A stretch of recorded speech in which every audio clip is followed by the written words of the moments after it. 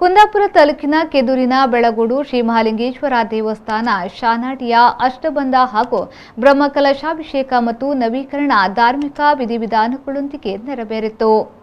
ವೈದಿಕ ಧಾರ್ಮಿಕ ಕಾರ್ಯಕ್ರಮಗಳು ಹಾಲಾಡಿ ತಟ್ಟುವಟ್ಟು ವೇದಮೂರ್ತಿ ವಾಸುದೇವ ಜೋಯಿಸರ ನೇತೃತ್ವದಲ್ಲಿ ನಡೆಯಿತು. ಮಾರ್ಚ್ 20ರಂದು ಸಂಜೆ ಗುರುಗಣೇಶ ಪೂಜಾ, ಪುಣ್ಯಾಹ ವಾಚನ, ಮಹಾಸಂಕಲ್ಪ, ಸ್ಥಾನ ಶುದ್ಧಿ, ಪ್ರಸಾದ ಶುದ್ಧಿ, ವಾಸ್ತು ಪೂಜಾ, ಬಲಿದಾನ, ರಾಕ್ಸೋಗ್ನ ಹೋಮ, ಅಷ್ಟಬಂಧ ಶುದ್ಧಿ ಹೋಮ, ಜೀರ್ಣ ಅಷ್ಟಬಂಧ ವಿಸರ್ಜನೆ ನಡೆಯಿತು. ಇದೇ ವೇಳೆ ವ್ಯವಸ್ಥಾಪನಾ ಸಮಿತಿ ಅಧ್ಯಕ್ಷರಾದ ಶರತ್ ಹೆಗ್ಡೆ ಶಾನಾಡಿಯವರು ಮಾತನಾಡಿ, ಈ ದೇವಾಲಯ ಪುರಾತನ ದೇವಾಲಯವಾಗಿದ್ದು ಅನೇಕ ಭಕ್ತರು ಈ ದೇವಸ್ಥಾನದಲ್ಲಿ ವಿವಿಧ ಸೇವೆಗಳನ್ನು ಕೊಡುವ ಮೂಲಕ ದೇವರ ಕೃಪೆಗೆ ಪಾತ್ರರಾಗಿರುತ್ತಾರೆ ಎಂದು ಹೇಳಿದರು. ಉಳ್ತೂರು ಮಹಾಲಿಂಗೇಶ್ವರ ಮತ್ತು ಎಡಾಡಿ ಮಹಾಲಿಂಗೇಶ್ವರ ಈ ಮೂರು ಲಿಂಗವನ್ನು ಕರಾಸೂರನು ಬಂದು ಇಲ್ಲಿ ಪ್ರತಿಷ್ಠಾಪಿಸಿದ್ದಾನೆ. ಹಾಗೆ ಈ ದೇವಸ್ಥಾನಗಳು ಸರಳ ರೇಖೆಯಲ್ಲಿ ಇದೆ ಅನ್ನುವುದು ಒಂದು ಪ್ರತೀತಿ ಇದೆ, ಕೇಳಿ ತಿಳ್ಕೊಂಡಿದ್ದೇವೆ. ಹಾಗೆ ಇವತ್ತು ಅಷ್ಟಬಂಧ, ಬ್ರಹ್ಮಕಲಶ ಹಾಗೆ ಜೀರ್ಣೋದ್ಧಾರ ಈ ಕಾರ್ಯವನ್ನು ಎಲ್ಲ ಭಕ್ತಾಭಿಮಾನಿಗಳು, ಊರ ಪರವೂರ ಎಲ್ಲ ಭಕ್ತಾಭಿಮಾನಿಗಳ ತನುಮನ ಧನ ಸಹಾಯವನ್ನು ಮೂಲಕ ಎಲ್ಲ ಊರಿನ ಭಕ್ತಾದಿಗಳು ಇವತ್ತು ನಾವೆಲ್ಲ ಸೇರಿ ಈ ಒಂದು ದೇವಸ್ಥಾನದ ಜೀರ್ಣೋದ್ಧಾರವನ್ನು ಮಾಡಿ ಇವತ್ತು ಅಷ್ಟಬಂಧ ಮತ್ತು ಬ್ರಹ್ಮಕಲಶವನ್ನು ಮಾಡ್ತಾ ಇದ್ದೇವೆ.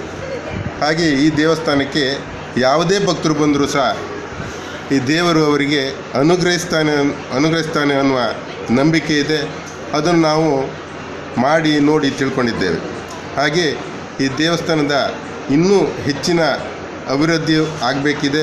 ಇದಕ್ಕೆ ಎಲ್ಲ ಭಕ್ತಾಭಿಮಾನಿಗಳು ಸಹಕರಿಸಿ ಅಂತ ಹೇಳ್ತಾ ಶ್ರೀದೇವರು ಊರಿನ ಎಲ್ಲ ಸಮಸ್ತ ಭಕ್ತಾಭಿಮಾನಿಗಳಿಗೆ ಒಳ್ಳೆಯದನ್ನು ಮಾಡಲಿ ಅಂತ ದೇವರಲ್ಲಿ ಪ್ರಾರ್ಥಿಸ್ತಾ ಮಾರ್ಚ್ 21ರಂದು ಬೆಳಗ್ಗೆ 9 ಗಂಟೆಗೆ ಗುರುಗಣೇಶ ಪೂಜೆ, ಪುಣ್ಯಾಹ ವಾಚನ, ಮಹಾಸಂಕಲ್ಪ, ದೇವನಾಂದಿ, ಋತುಗ್ವೇರಣೆ, ಮಧುಪರ್ಕ ಪೂಜೆ, ನೂತನ ಅಷ್ಟಬಂಧ ಸಂಯೋಜನೆ, 108 ಪರಿಕಲಶ ಸಹಿತ ಪ್ರಧಾನ ಬ್ರಹ್ಮಕಲಶ ಸ್ಥಾಪನೆ, ಆದಿವಾಸ ಹೋಮ, ಕಲಾತತ್ವ ಹೋಮ, ಬ್ರಹ್ಮ ಕುಂಭಾಭಿಷೇಕ, ಮಹಾಪೂಜೆ, ತೀರ್ಥ ಪ್ರಸಾದ ವಿತರಣೆ, ಮಧ್ಯಾಹ್ನ ಮಹಾ ಅನ್ನ ಸಂತರ್ಪಣೆ ನಡೆಯಿತು.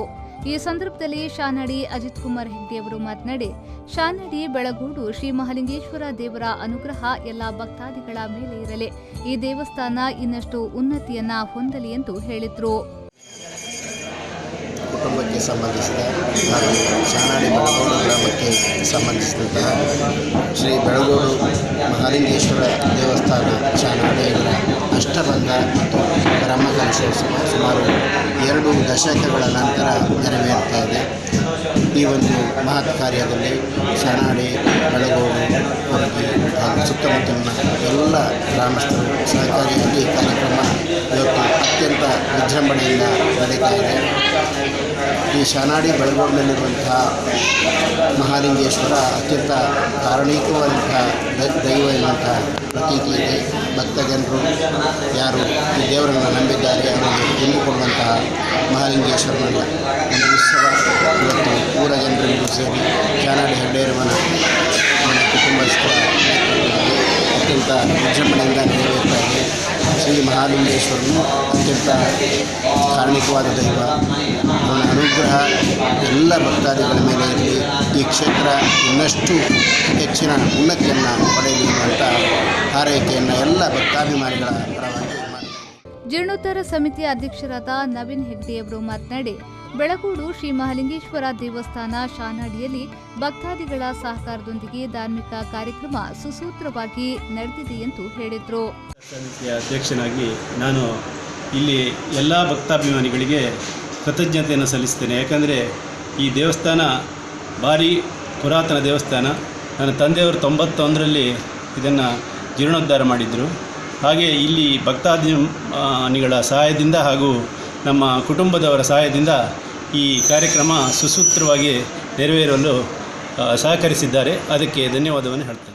ದೇವಸ್ಥಾನದ ಪ್ರಧಾನ ಅರ್ಚಕರಾದ ರಾಮಮೂರ್ತಿ ಭಟ್ ಅವರು ದೇವಸ್ಥಾನದಲ್ಲಿ ನಡೆದ ಧಾರ್ಮಿಕ ಕಾರ್ಯಕ್ರಮದ ಬಗ್ಗೆ ವಿವರಿಸಿದರು. ನಿನ್ನೆ ದಿವಸ ವಾಸ್ತು ಹೋಮ, ಬಲಿದಾನ, ರಾಕ್ಷೋಗ್ನ ಹೋಮಾದಿಗಳು ಹಾಗೆ ಜೀರ್ಣ ಅಷ್ಟಬಂಧ ವಿಸರ್ಜನೆಗಳು, ಅಷ್ಟಬಂಧ ಶುದ್ಧಿ ಹೋಮಾದಿಗಳನ್ನು ಮಾಡಿ ಇವತ್ತು ನೂತನವಾದಂಥ ಅಷ್ಟಬಂಧ ಸಂಯೋಜನೆ ಮಾಡಿ ಆ ದೇವರಿಗೆ ಕಲಾಭಿವೃದ್ಧಿಗೋಸ್ಕರ 108 ಕಲಶಾಭಿಷೇಕ ಪೂರ್ವಕ ಬ್ರಹ್ಮಕುಂಭಾಭಿಷೇಕ, ಆದಿವಾಸ ಹೋಮ, ಕಲಾತತ್ವ ಎಲ್ಲವನ್ನು ಕೂಡ ಸಾನ್ನಿಧ್ಯಕ್ಕೆ ಸಮರ್ಪಣೆ ಮಾಡ್ತಾ ಇದ್ದೇವೆ. ನಿನ್ನೆಯ ಸಾನ್ನಿಧ್ಯ ಅಲ್ಲ, ಇದು ಸಾಕಷ್ಟು ಶತಮಾನಗಳ ಹಿಂದಿನಿಂದ ಇದ್ದಂಥ ಸಾನ್ನಿಧ್ಯ.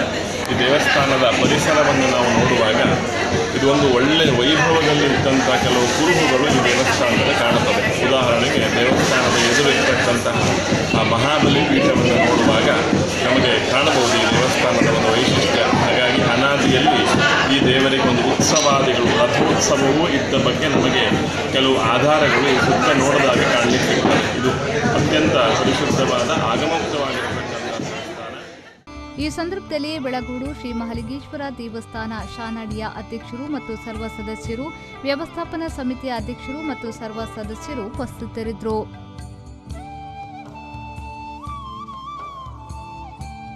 Raviraj, B4 news, Kundapura.